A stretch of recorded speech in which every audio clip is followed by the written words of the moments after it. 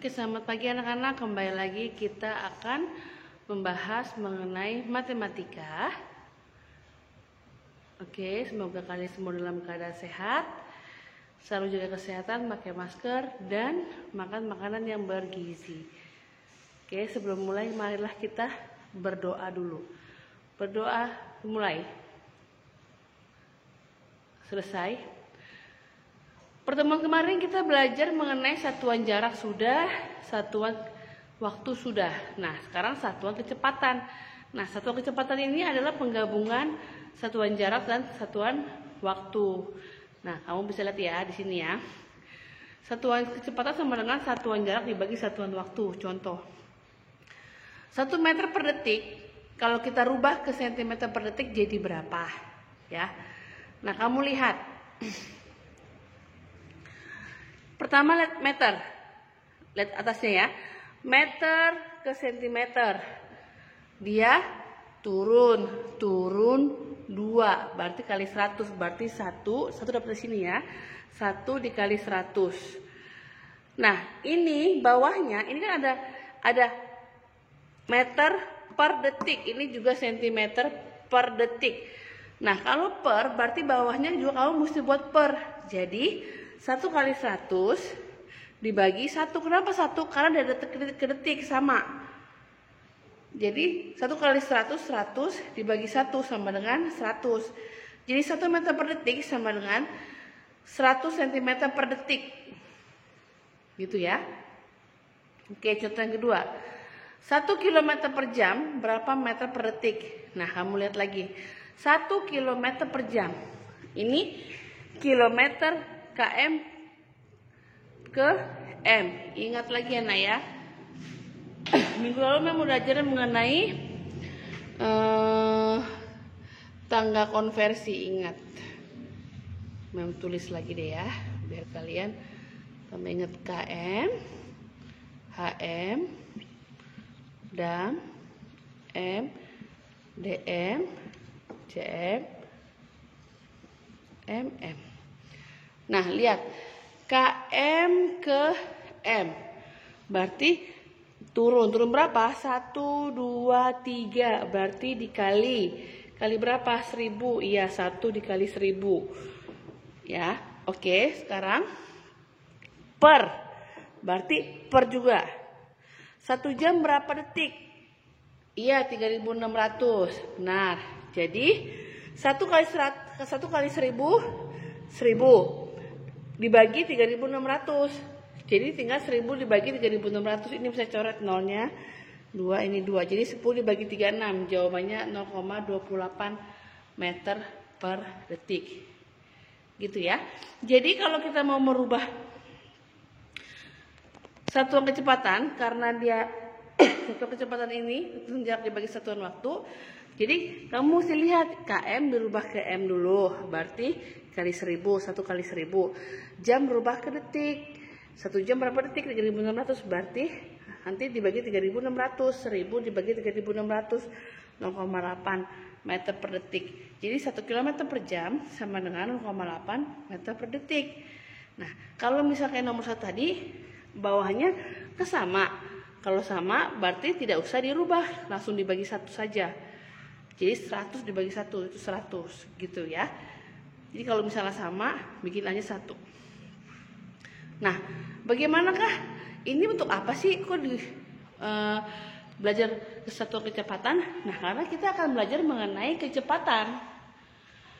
Kecepatan itu rumusnya jarak yang ditempuh atau S dibagi waktu tempuh. Waktu itu T. Jadi kecepatan itu lamanya V. Kenapa V? Karena dia diambil dari velocity, bahasa Inggrisnya velocity ya, Nah ya. Jarak yang ditempuh itu S atau space, waktu tempuhnya T atau time, jadi lambangnya T. Nah, jadi rumusnya V sama dengan S dibagi T. Itu kalau mencari V atau kecepatan. Kalau mencari S atau jaraknya gimana? V dikali T. Kalau mencari T-nya bagaimana? S dibagi V. Ya, nanti Mem kasih contoh latihan soalnya ya. Contoh lihat dulu. kecepatan sepeda motor ayah 60 km per jam. Berapa kilometer jarak yang ditempuh ayah dalam waktu 2 jam? Oke, kamu bisa lihat di sini ya. Kecepatan sepeda motor ayah, kecepatan berarti V. V-nya 60 km per jam. Kita tulis, diketahui V 60 km per jam. Terus, berapa kilometer jarak yang ditempuh ayah? Berapa kilometer? Berarti yang ditanyakan adalah jaraknya. Berapa jarak yang ditempuh ayah? Jaraknya. Berarti ditanyakan S. Terus, ditempuh ayah dalam waktu 2 jam. Berarti T-nya 2 jam. Tulis lagi T 2 jam. Nah, kamu tuliskan. Sekarang jawab. Dia mencari apa tadi? S. Rumus S apa? V dikali T, masukkan V-nya berapa? 60 dikali 2. Jadi 120 km. Ini udah kita coret jadinya habis jamnya ya. Jadi 120 km. Oke, lanjut sekarang soal yang kedua. Mem kasih contoh lagi soal kedua. Budi mengendarai sepeda motor dari Jakarta ke Bogor dengan jarak 80 km dalam waktu 1 jam. Berapakah kecepatan sepeda motor Budi?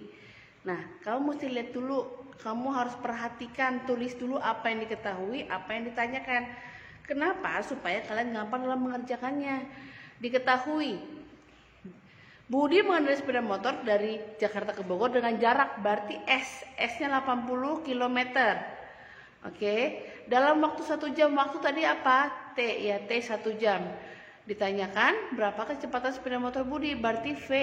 V sama dengan S dibagi T, berarti 80 km dibagi 1 jam. Jadi jawabannya 80 km per jam. Ya, jadi kalian harus perhatikan yang ditanyakan apa, yang dijawab apa. Terus habis itu nomor 3, contoh ketiga. Paman mengendarai mobil dengan kecepatan 60 km per jam, menempuh jarak 600 km. Berapakah waktu yang diperlukan paman agar sampai tujuan? Diketahui V atau kecepatannya 60 km per jam, jaraknya 600 km. Ditanyakan T, waktunya kan berapa waktu yang diperlukan paman? T. Rumus T tadi S dibagi V. S-nya 600 km dibagi 60 km per jam. 600 dibagi 60, 10 jam. Ya nak ya. Jadi dari soal 1, 2, 3 tadi, kamu bisa lihat apa yang ditanyakan. Misalnya dia menanyakan V, berarti pakai rumus yang ini. V sama dengan S per T. Kalau dia menanyakan S, berarti pakai rumus yang ini. S sama dengan V kali T. Kalau dia menanyakan T, pakai rumus yang ini. S dibagi V. Jadi begitu ya. Itu tadi rumus kecepatan. Jadi dalam mengerjakan soal, apalagi soal cerita, kamu harus tulis dulu. Diketahuinya apa, ditanyakannya apa, baru jawab. Setelah itu kalian lebih gampang mengerjakannya. Kayak ini kan diketahui S-nya apa, berapa, T-nya berapa, V-nya berapa. Nah, nanti kalian bisa tahu deh dia nanya apa. Jadi kalian langsung jawab, langsung masukkan nilainya, langsung kalian kali atau bagi. Gitu ya, Nah ya. Ini mengenai jarak kecepatan atau V, jarak yang ditempuh dibagi waktu tempuh. Oke, kalian tulis dulu ini untuk dicatat. Nanti Mem kasih lagi latihan untuk selanjutnya ya. Oke, selamat pagi. Tuhan memberkati.